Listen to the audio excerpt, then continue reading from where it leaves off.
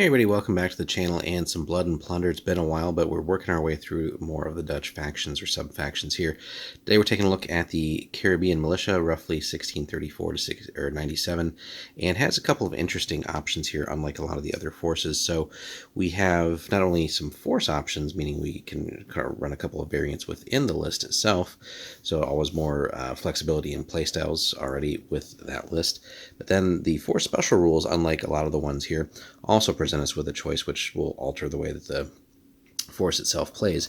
So we can choose, and it says may choose, you don't have to, although not choosing one would seem a bit silly. So we can go for the Zeelanders. When attacked by a unit that is 6 inches away or less, units in this force may reroll a single failed fatigue test die resulting from that attack, which is pretty dang powerful. So it's not a once per game. It's triggered here when you're getting shot really up close. You have that chance for that reroll, which can be crucial. Alternately, we can go West India Company. At the end of the turn, if this force has more strike points than it did at the end of the previous turn, remove 1 point of fatigue from all non-shaken units in the force, which is huge.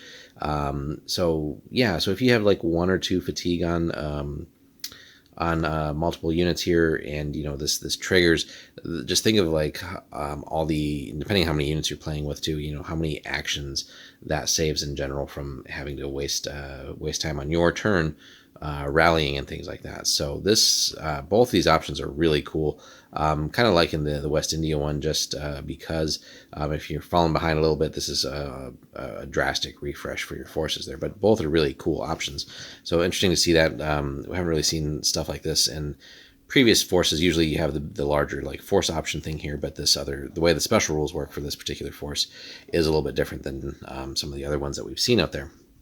Now, unit-wise, here you got a pretty big selection, so we can go with the Militia, the European Militia, Capers, and Boss Lopers as core units, so great selection there. And then plenty of support units. We got the Militia Cavalry, Pikenaires, Pikemen, Jewish Militia, unaligned, the Artillery, or the Zeeleden for those, and then Soldaten as well. So plenty of unit choices all the way across the board, including some other lesser or less common ones as well in the support choices there. Command options, as we might expect, any militia commander, or a couple of these special characters here, Peter Stuyvesant or David Nassi. And then also more options, which is interesting if we think about this, combining it with the choice between the Zeelanders and the West India Company as well. So mounted patrol, Militia cavalry units become core units in this force if it includes at least 2 units of those cavalry and its commanders also mounted. So another interesting choice to include there, another wrinkle in how the list performs, and taking another thing out of support and then moving it over to core, so we can have more of the cavalry. Alternately, we can go the Jewish militia route. So this force may take Jewish militia, the unaligned, as a core unit again if it includes at least 2 of those and includes no Militia cavalry at all. So another way to sort of switch out the focus of the force here. Going to drop the cavalry to basically make the Jewish militia core and have more access to those as well.